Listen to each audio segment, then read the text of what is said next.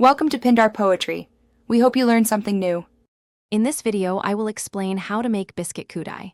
First, gather your materials.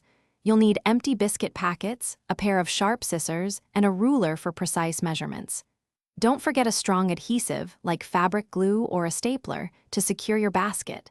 Selecting packets of similar size will help ensure your Koodai has a uniform and attractive finish.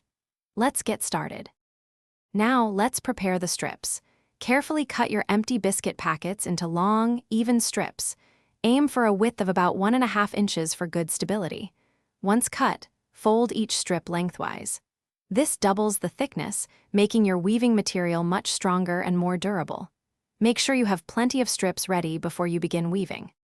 With your strips ready, it's time to start weaving the base of your Koodai. Begin by laying out 4 strips horizontally and then weaving 4 more strips vertically through them. This creates a sturdy square pattern. Make sure to interlock the strips tightly, pushing them close together to form a firm and stable foundation.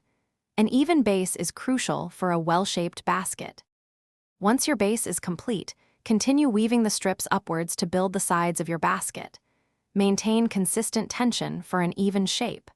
When you reach your desired height, secure the top edges by folding the remaining strip ends inwards and either gluing or stapling them down.